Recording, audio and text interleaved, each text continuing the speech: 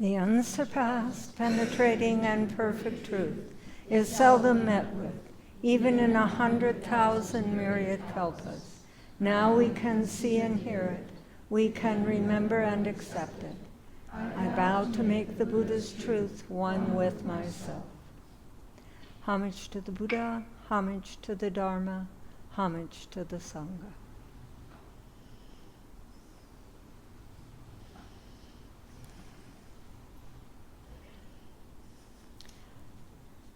So this talk is going to be on the subject of rebirth.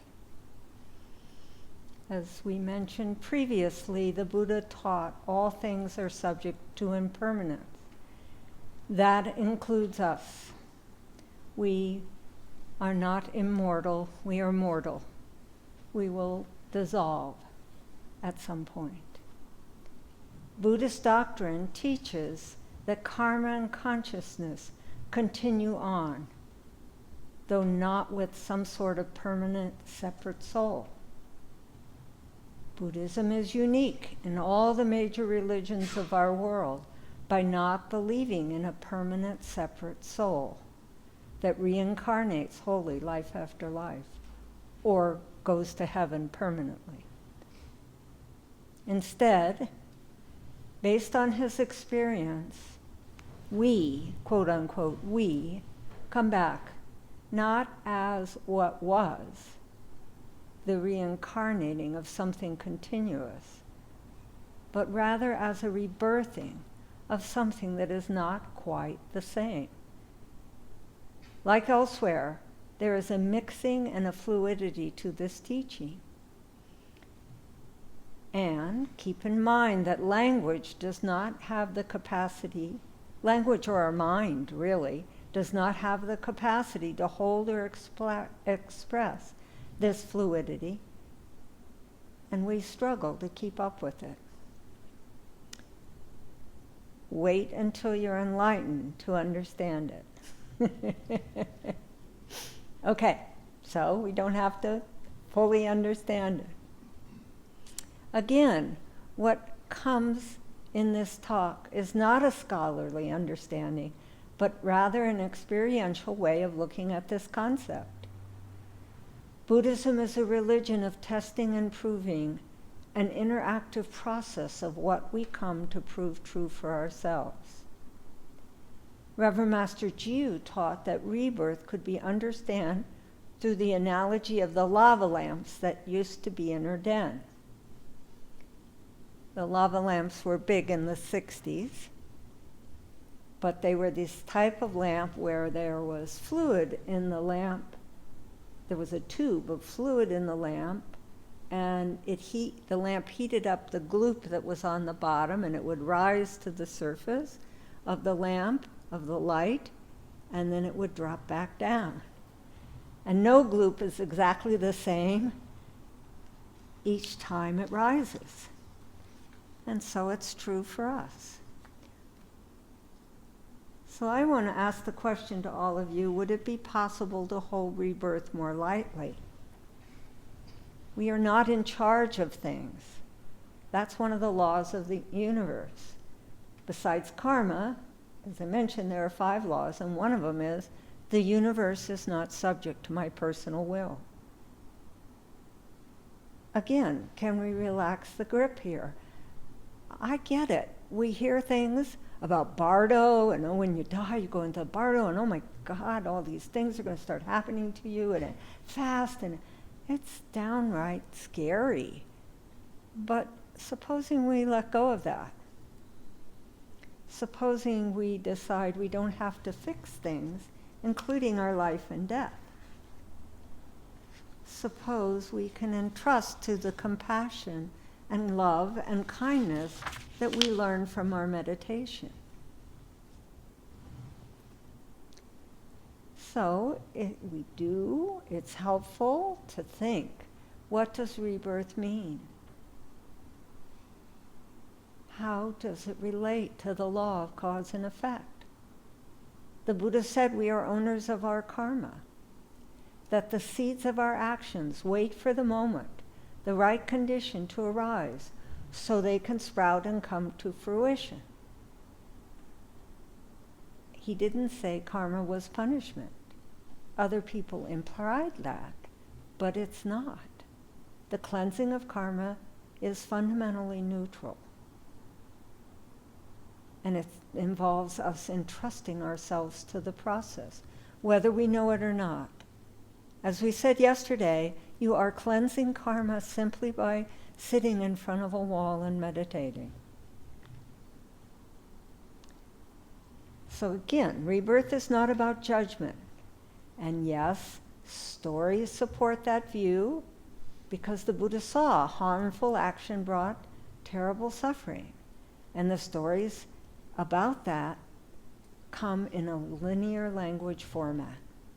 Yet it's much more complicated than that. There have been times throughout our Earth's history when huge upheavals have occurred. I think there have been 10 mass extinctions so far. Maybe I'm wrong about that. There may be more or less, but you get my point. But a mass extinction is not necessarily related at all to non-virtuous behavior. As we say, not everything is predicated by karma. So be careful here. We don't have to know the cause. Remember, only a Buddha can understand karma completely, so we can relax a little. You can see that the cause is not easily discernible by looking at what may have happened to the dinosaurs. It's clear that their extinction wasn't brought about by karma. There are physical laws in the universe.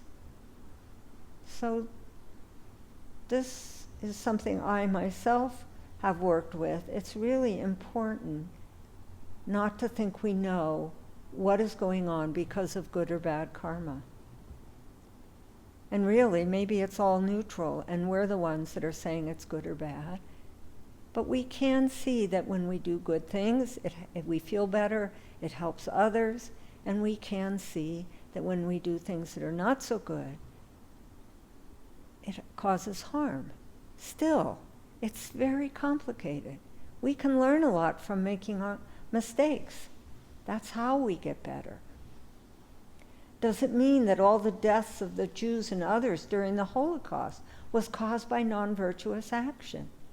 I think there are some people who think that or say that.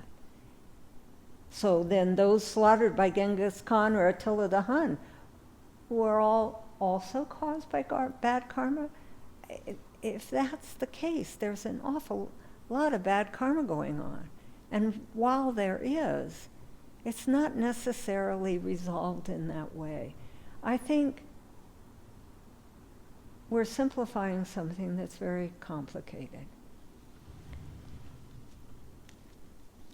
So, what I'm hoping to do is perhaps small down the two truths we know from our spiritual practice. We know we do not have to be afraid. Karma is not punishment, it's not judgment. It's the experiencing the consequences of our actions, the result of our actions. It's owning our actions, and that owning becomes our opportunity to feel the consequences by experiencing what our action caused others. That's the small version.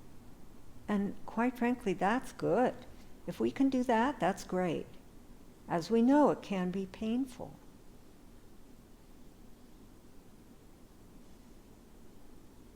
And still, sitting up straight in front of the Buddhas and ancestors and owning what we did, we face and cleanse our karma. Seeing our actions with compassion and love, and therein is our wisdom. We can do this. The key is to be willing. Rebirth and karma are actually what daily practice is about, what meditation is about. And yes, we need to see what was done, but we just can drop the other stuff. we can stop being so rigid. We are okay as we are. We are all doing the best we can. And we can be still and investigate. We can be strong and kind. And then we come to, again, Reverend Master Koten's fourth step, which I find so very helpful, not to believe. And that addresses more our own tendency to solidify, make things linear. Very much. We can let go of our views. We don't know for sure what happened or will happen. We can let go and trust our hearts. Trust that we can see and be still. Love what is. Turn towards it in meditation. Not to believe is an aspect of not taking things personally. It doesn't mean you can't have a curious mind. Are you recognizing that perhaps you do understand rebirth because it is continually going on in our current lives? We are not the same person we were at birth. Throughout our lives, there is a series of shifting, impermanence, and change. So why would death be different? We've got this. We're meditating. We're okay. That is what we bring to rebirth. And our spiritual practice, think about it. Why would we stop training just because we die? We don't. Our consciousness carries our good of being still, of seeing, of investigating, of not quite believing. Bring that to the bardo. I think it changes the whole dynamic.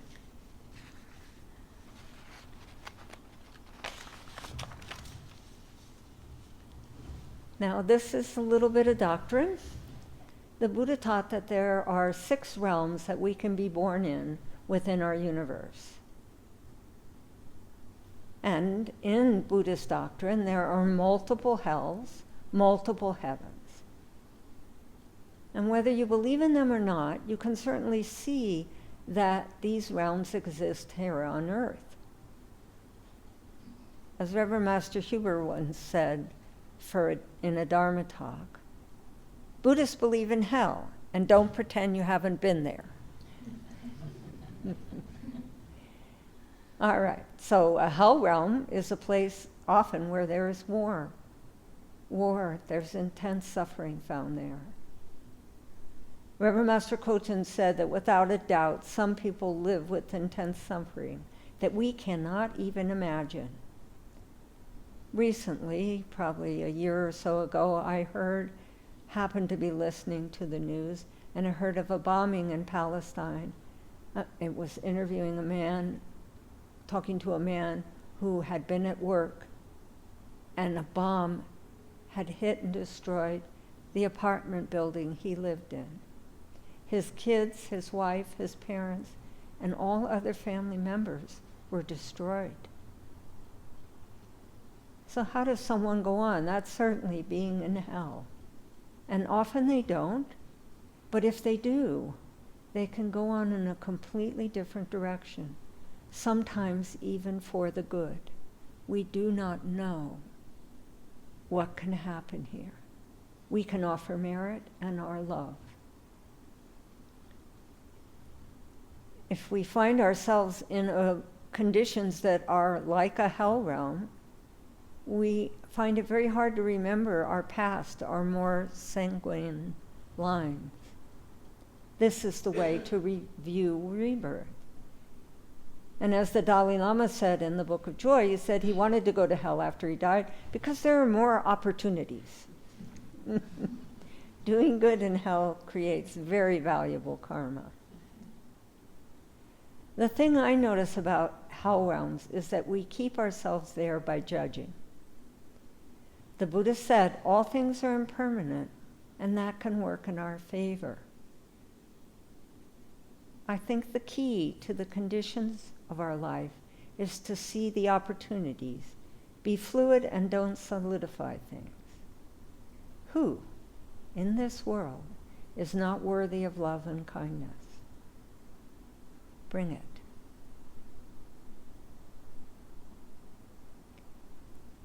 Do not be stuck. If we need to learn more, it will come again later. There is an acceptance and a non-stickiness to spiritual practice that allows us to flow. Be grateful for the good we encounter. Even in hell, there is good. There were people who had religious experiences in the concentration camps, in prisoner of war camps. It's up to us to find it. Now, I'm not going to go explaining all the various realms, and I'm soon going to be stop talking about rebirth. There's a lot of teaching in it. I rewrote this talk. When I first wrote it, I completely rewrote it when I was still out at the Hermitage writing the talks, because there was too much doctrine in it. This retreat, for me, my intention was to make this a practical application of karma. If we focused on the doctrine too, we'd need to do this for a year, which we're not going to. So before ending the rebirth talk, I'd like to tell a story that I heard, who was a child from a woman, about a woman. She told the story, it was her story. She was probably about 4 years old in World War II in Italy. It was on YouTube, and I don't normally watch things on YouTube, but I can't remember how I came upon it, but I think I was following a link Reverend Master Koten had given about a subject, and this followed. And of course, those of you who know me have a lot of interest and karma in World War II, so I was hooked as she started talking. Anyway, she told the story from the beginning of her life memories, which began when she was about 4 years old. She was in a Catholic convent with other orphan children being raised by nuns. She knew she was not supposed to go to the windows of the orphanage because the Nazis might recognize her if they saw her, and then they would kill her. She knew that. So she knew something was different about her. She grows up. She goes to Israel after the war as a pretty young child, and lives there. Eventually, she lives on she lived for a good while and gets married. She's a painter. She has 2 daughters. And then her daughter is getting ready to go to school. Her daughter's about 5 years old, and she can't decide which dress to wear. And so she's having a meltdown, and her mother's trying to help her pick a dress and get dressed and go to school. So she goes through that incident with her child, and her child leaves. And then all of a sudden, a memory comes to her. And that memory is of her and her mother. And her mother didn't say anything to her, but it was communicated telepathically. She and her mother were obviously very close. Her mother was going up towards a line, and she was being given a very clear message from her mother not to follow her mother, that she was to stay with her mother's friend, and then they were to go somewhere else. And she watched this, and she watched her mother go up, and her mother gave her that sense, don't come with me, and they took the mother away. You can see why she suppressed this memory, because what she said, no child should have to make such a choice. Now, during World War II, many parents came with their children to the camps because they had no way to save them. They had no friend that they could ask, take care of my child. And they also couldn't believe what was really happening. A lot of people just didn't know, and they didn't want to be parted from their children. Some parents sent their children away by boat. There were children that escaped. to England by boat, but most parents didn't. Now please know, with this story and in hell, there are no right or easy answers. This woman's mother did a really courageous thing, and who knows how much she suffered from this choice. Why am I bringing this up? Because the woman telling the story, after re-experiencing this most traumatic memory, changes the direction of her life. She becomes an artist who teaches children who have been traumatized how to deal through art to explain their experience. And she helps a lot of children. It's an incredible story of how rebirth works. Something traumatic needs to be cleansed. The person becomes the vehicle for helping others. This is our bodhisattva vows. Don't think rebirth only is only as following death. It's really an opportunity to shift and move in a positive direction. There's love and compassion in it.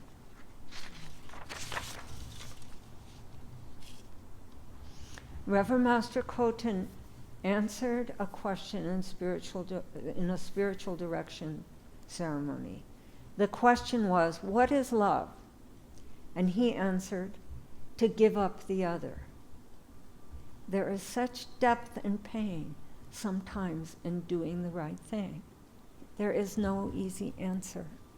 And we bring our training, our compassion, and our love to it. And this is why we cannot judge, why judgment gets in the way of experiencing the pain, but also the strength that comes from doing our very best to live our life well. Now I would like to begin the subject of tomorrow's talks, which is on past lives, by saying a couple of things and giving one specific story. Some people don't give any weight to past lives because they have never experienced them. Fair enough. We don't need to experience them. Some people, indeed most people, cleanse their karma without experiencing past lives. And some of us tend to see things or have many things arise. So what does that mean for you? Again, hold it lightly. A very important lesson is just because you haven't experienced something doesn't mean it doesn't exist. So we have to hold it lightly with an open mind. The Buddha and many of his disciples experienced it. So we don't have to disbelieve them. Maybe we could have an attitude towards past life like, if I need to see something, it will come. And if I don't, there's a ton of stuff to train with anyway. So no pressure, no judgment for ourselves or others. Don't muddy the point of spiritual practice. Don't muddy cleansing karma. It's to be still, to see, sit still, to investigate, and to not quite believe. So we can hold that not quite believing here. Oh, I haven't experienced it. I don't quite believe it. That's all right. It's all part of our practice. But if you experience past lives, please don't solidify them or grab onto them. If they come, it tends to be in a flash, a moment in someone's previous life that is intimately familiar to us. No different than other things that arise in the mind. And it is helpful to say, oh, isn't that interesting? Let it go. And it's okay to investigate from stillness. What are the teachings here? What do I see or not see? And repeating, let it go. Not to believe. Hold it lightly. What is it teaching? What is the teaching for us? And then move on. Now, keep in mind, I also mentioned in other talks that we often have an insight, but we don't get the deeper spiritual meaning. I say that because that has happened to me. As I mentioned, it took 10 years from when I asked, what is the deeper meaning of this past life that I saw, to when I got an answer. So we have to be very patient.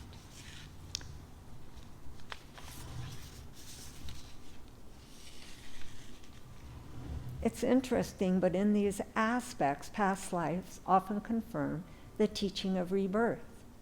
You pick up a moment from someone else's life. It needs your help, your love and compassion. You benefit from cleansing. The karma returns home.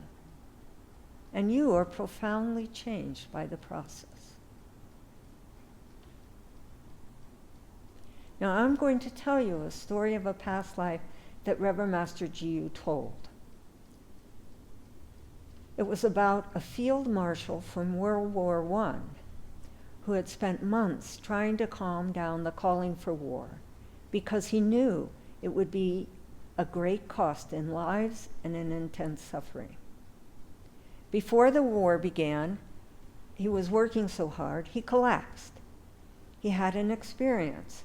Those around him wondered if he was dying, having a stroke.